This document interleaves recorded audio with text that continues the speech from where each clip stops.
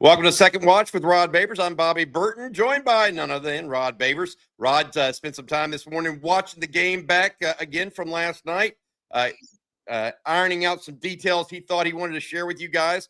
This episode of On Texas Football brought to you by our friends at Duck Camp. Rod, just an overall perspective, some of the things that you saw, and then we'll get in to some of the details. I saw a sloppy, undisciplined team. And that team that definitely wasn't going to be able to win the fight that you have to win to beat a Kirby Smart team. We talked about that all week long, right? It's going to be about the trenches. It's going to be about, can Texas win that fight on the lines of scrimmage? They did not win that fight, and on top of that, they were their own worst enemy. And in terms of the self-inflicted wounds, the penalties, and the drops, and like I said, Texas was just a sloppy team coming off a bye week. That was probably we thought the bye week was going to be an advantage for Texas. We kept saying that. Oh man, They got a bye week. Oh, well, they got healthy. Yeah, that's true. That's a big part of the bye week, especially late in the season. Another big part of the bye week is you have more time to prepare. And you're supposed to out prepare your opponent. You're supposed to have, in terms of more, I would say, innovation and creativity in critical moments, because you had an extra week. It did not feel that way. It felt like Georgia had the extra week. It felt like Georgia had the bye week because they had the clear advantage, whether it be physicality in the trenches or the ideas and creativity, breaking tendency at the right time. I thought Texas would have been able to do that. They did not. They were actually on the losing end of Kirby Smart and Georgia breaking tendency at the right time. You've got a number of things you wanted to that you wrote down in our pre-meeting that you want to go over, and I'm just going to go over with one by one with you, Rod, if you don't mind. Yes, sir. Let's start with your very first comment to me here. Early mistakes doomed Texas from the start. Is that penalties that you're talking about? Is that the drops? Are there other things added to that? All of it. It was an amalgamation. I started with the drops and how critical they were. Right. There was 4 drops, right, in the first half, and they were early on. 2 of those were on third down, third and long, and, right through the hands of guys. And it's pretty clear they would have got a first down, or at least made it a 4th and 1 for you to be able to make a decision. And that was critical to keep drives alive. That was the drop. And it would have been a tough catch, but I got a lot of confidence in Ron Wingo. That deep ball, that was a nicely placed deep ball formation in the boundary there to catch Georgia off guard. They one of the few shots they took. They didn't take many shots downfield. One of the few shots they took. And I'd like to see Ron Wingo come up with that one, because it was kind of a contested catch, but not really. It was just more of an acrobatic catch. And he's got the body control to be able to make those kinds of catches. So the drops were crucial. The penalties, of course, we go without saying that, but that's just because that's that's Texas. I hate to say it, but they're an undisciplined team, and they've been doing that all year long, hurting themselves with penalties. Thinking they had 5 of those in the first half, but also something with the blown coverages in the first half by the secondary, and it seemed like pretty simple stuff. Most of it was kind of knowing where your help is. Especially with the young buck Cade Phillips. They dropped on that touchdown to right there that Cade Phillips gave up near the goal line. Texas dropped 7 guys to cover 3 receivers that were out on routes for Georgia. And still gave up a TD. Sark mentioned that in his post-game press conference. He said, look, our red zone defense has to start getting a little bit better. We gave up. They didn't even attempt a field goal last night. And so, yes, and that's not abdicating responsibility for the offense from Sark or anything like that, but multiple things can be true. We'll talk a little bit more about the defense. One thing I wanted to ask you said breaking tendency early in this conversation. Yeah. Texas did break tendency early on. DeAndre Moore in the backfield. It goes for a 20-yard reception. They put him in the backfield, one of 2 backs. Yep, that was a nice play.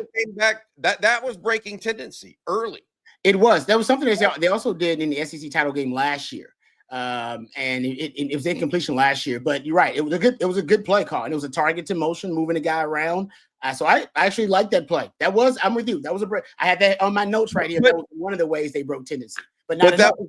Yes, that's what I'm saying. But they never came back to anything that fed the off hits. of that tendency, Yeah, fed play the off hits. of that. And so it literally was like a singular play as opposed to part of a plan, it felt like, if that makes sense. And so Right. it limited the effectiveness of Texas in that regard.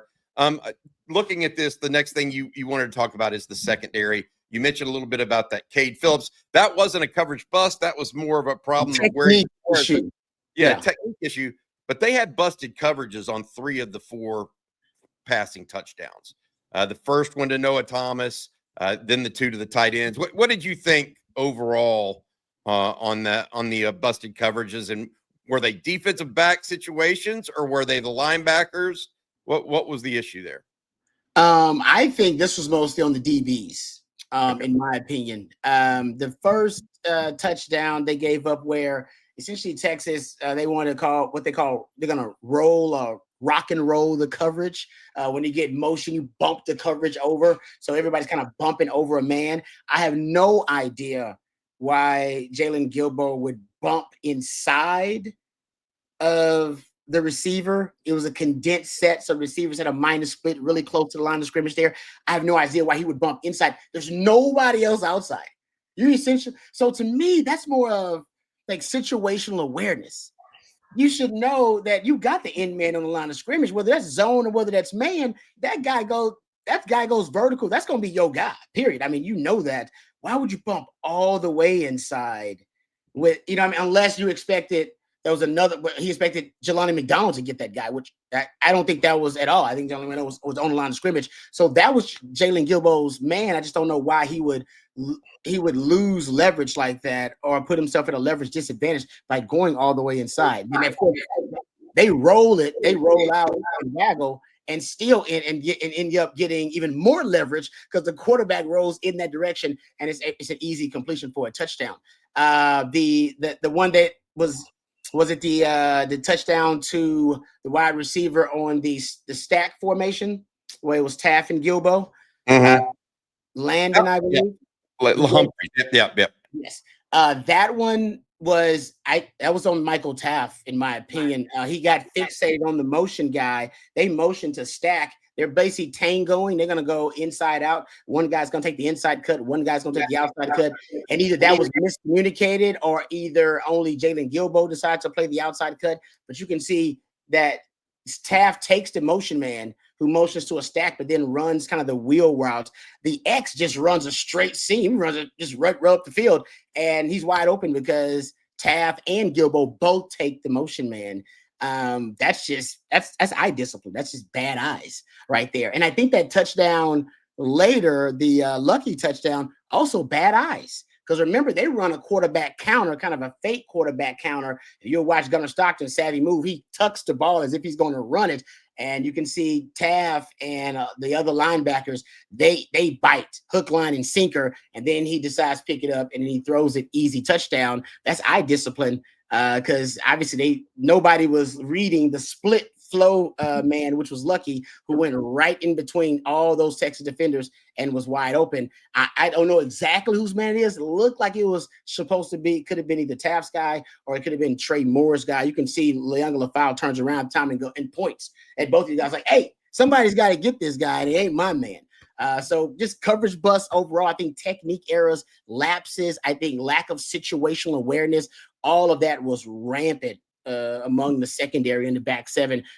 Big part of why, the Texas didn't make a lot of plays other than an Anthony Hill interception, which was just that was extraordinary, by the way. We could talk if Texas linebackers could play coverage like that, Texas wouldn't have a problem with crossing routes and allow those big hook routes, because not only does he drop the proper depth, he identifies the route concept. He identified the receiver, then acquired him in his drop, and then looked back for the football and made a play. That was NFL draft highlight stuff for a first round pick right there. It was, and we need to talk a little bit more about playmakers and what Texas did and didn't do in this game as well. That's something else you circled that I think will be revealing to folks when you give them the stat that you gave me pregame.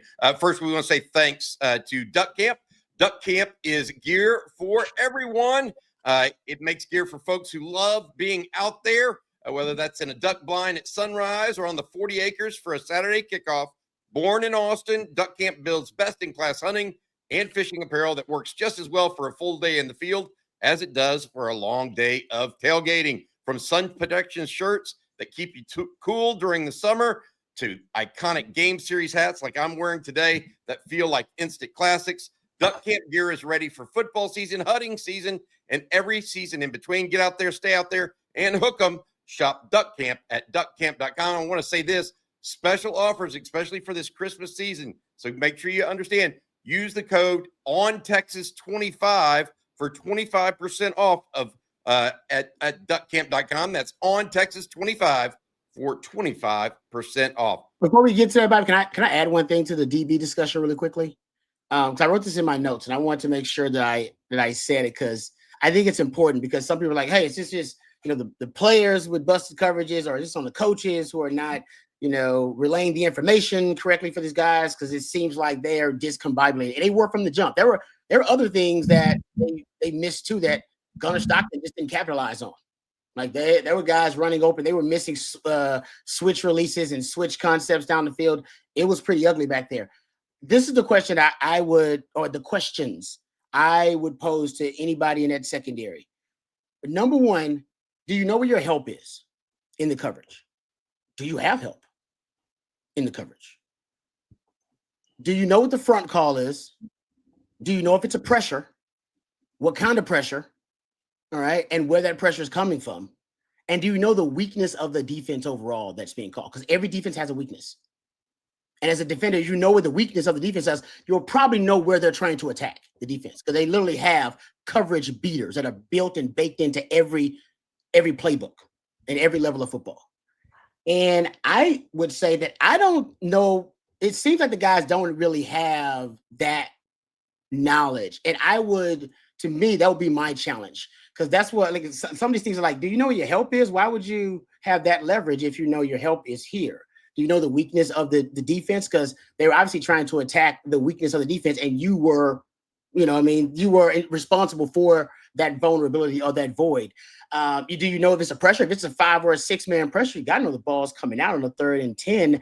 Why would you retreat and play so much depth? We know the ball's coming out probably under 2 seconds. You got Colin Simmons and Anthony Hill rushing the quarterback. Trust your guys. They're going to get there. At least they're going to force that ball out. And then you should be closer to making a play on the football. And that goes back to my point. Why aren't they making more plays on the football if teams are throwing the ball so much?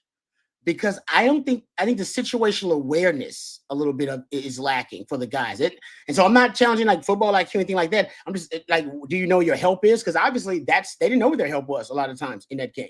And in terms of, do you know the vulnerability of the defense? Do you know the weakness of the defense? What are they trying to achieve? Because we got communication errors, and it seems like the guys are not on the same page on the back end. That's all. The football intelligence of Jahdae Barron and Andrew Makuba was one of the things we knew they were going to miss going into this season. And now you see what's happening, especially as Texas not only played Mississippi State and Vanderbilt sliced them up in the 4th quarter, but also Georgia beat them through the air. Now they've got 2 more games, Arkansas and A&M, that specialize in throwing the football. Yep. And so better be ready. Jalen Gilbo, there's probably no excuse from him not understanding where his help is. He's been there 4 years. Cade Phillips, you kind of understand. He's a true freshman. Right? But whether it's Michael Taft, Jelani, whoever's in the secondary, I'm not trying to pick on one player. There's no way. And I wrote this on Sunday morning on ontexasfootball.com. Busting coverages at the rate they are busting them is not a tenable position if you want to win football games. You just can't be that. You can't be unstable. Unstable on the back end. Yeah. Second consecutive week, 21 points in the 4th quarter. Think about that. And second consecutive game, excuse me. Also, I want to mention this before we move forward. The next thing you had is lack of playmakers making big time plays in this game. You did mention one, and that is Anthony Hill's interception. But you had a stat that I thought was fairly interesting about how many missed tackles the Texas offensive team created on Saturday. Yeah, according to Pro Football Focus, it's 2. They only made Georgia miss 2 tackles. They only forced Georgia to miss 2 tackles, according to Pro Football Focus. I got to go back and check it, but I will say the eye test, Texas did not, create a lot and generate a lot of explosive plays because they were to beat another guy straight up, right? Or they were able to force a missed tackle or run away from a player, destroy the defender's angle somehow. We saw, I would say, Evan Mosley did a little bit of that. That was one of those biggest play of the game for Texas. But overall, they just couldn't create enough of those. And this is why I go back and think about that SEC title game, right? How many big plays you have from like a guy like Matthew Golden, who was just, yes, sometimes he was open, but sometimes he just went out and didn't beat the Georgia defender, like, period. It was a one-on-one. It's like, no, I beat that guy for the football. It was a contested situation. I went and made a play. And we didn't have many of those situations. I would say I thought Sark schemed open a few things in that game, and Texas had poor execution at the time, but you only had 1 forced missed tackle via the passing game, 1 forced missed tackle via the running game. And I just think ultimately you got to give Georgia credit, but also that's to me an indictment on Texas playmakers. I mean, I know Sark schemed open a lot of one-on-ones. I remember watching them. There were opportunities for you just go, hey, go break a tackle and go get extra yardage, and you didn't see enough of that. And remember, that was the story of the game, pretty much the storyline in the Vanderbilt game. Yak yardage. I think Vanderbilt missed 20 tackles against Texas. Very different level of athleticism you're dealing with in Georgia, and it just didn't work. And I think ultimately for Sark, that's got to be a disappointment because I'm sure he thought, hey, if I give my guys the ball in space, they'll be able to make something happen. How many times did he get to Ryan Wingo on a reverse, on a quick screen, and he had one guy to make miss, and he didn't. Yep. Or he stumbled. Game opening play even. When you talked about being doomed from the start, that's one of the things I thought of. I mean, he might still be running from that play had he not stumbled out of the gate. But yes, Rod, I agree with all of what you said. Anything else you want to share with folks before we finish up this episode? I thought that, ultimately maybe they got away from the running game a little too. I'll admit that maybe they did get away from the running game a little too soon. I think Sark got frustrated with it, but by the time you got your 11th carry, I believe, or 11th rush attempt, which I believe bled over into the second half, if I'm not mistaken, you were still averaging about 4 yards per carry. And then there was that Trey Wisner run where you lost a lot of yardage, right? It was just a bad run by Trey Wisner. He tried to retreat, and then he tried to, I think he basically was trying to make something out of nothing, end up losing like 7-8 yards. And then start from that point on, pretty much abandoned the running game. And not that he was going to be able to run the ball against Georgia anyway, but it does seem like you needed a little bit of balance, a little bit more balance to the offense versus Georgia. And maybe you could have popped 1 or 2. I mean, you had a couple of 6-yard runs in there. You had that 16-yard run early on in the game, or I think it was a 15-yarder by Trey Wisner. So there was opportunities there potentially because I think Georgia was trying to take away a lot of the passing game because he knew Texas was going to be pass first, which I even suggested you got to be pass first. And I thought the first drive for Texas actually ended up being a pretty fruitful drive. I thought you actually got a lot out of that drive. Couldn't close it necessarily, but I thought you gained a lot of knowledge about how Georgia was going to play you and how they were going to play certain concepts. But ultimately, Texas just couldn't execute early on, man. Critical third downs, guys dropping passes. You got penalties putting you behind the chains, got busted coverages that could have possibly forced field goals instead of giving up touchdowns. You ain't going to beat Georgia like that. No, you're not. And Kirby Smart coached to win. He absolutely did. Pulled off some masterful play calls and in unique moments. It wasn't physicality that beat Texas on that 4th and 1. It was ingenuity. Right? That was a tremendous play call. That was a beautiful, unbalanced shift to tackle over, I believe. Play action, fullback dive, roll out. Fast to the flat for the up to the running back. I mean, there was so much going on. You can see why Texas, they didn't stand a chance on that one. But it's a beautiful play design. That seemed like a play that they had ready to go, right? It seemed like a play that you would draw up in your bye week or something. Like they had that ready. It seemed like they had that baked in for maybe 2 or 3 weeks and had been working on it for a while, just waiting to pull it out at the right time, and they did so. They did so. Longhorns. Oh, and I did find this out too, Bobby, that the 3rd week in a row Texas fell for the okie doke. Apparently, Kirby Smart on that 4th and 5 where they got Colin Sims to jump off sides. Apparently, this is a 3rd team in a row they've done it to. The Mississippi State apparently fell for it, and so did Florida. So it's something they do to undisciplined teams, and undisciplined teams usually end up falling for it. And that's Texas. So it was on film and everything. Texas, I guarantee the coaches probably told them because it's on film. I mean, it's like I said, Florida and so you're talking about the time where Colin Simmons jumped off sides? Colin Simmons jumping off sides. If you in between, like the 30. So they did it. So Georgia did that to both Florida and Mississippi State. Georgia did it to Florida and Mississippi State. Yeah. So it was on film. Yeah. All right. Thanks again to Rod Babers, as well as our producer, Matt Hutchinson, as well as our friends over at Duck Camp. Remember, use code ONTexas25 for 25% off of duckcamp.com. Rod, you and Jerry Hamilton will be back a little bit later tonight with the live stream answering your questions. Please get those in. We'll happy to have. I'll be back for Coffee and Football tomorrow morning. For Rod Babers, I'm Bobby Burton. You guys have a good one. Thanks, Rod, for the second watch. Welcome.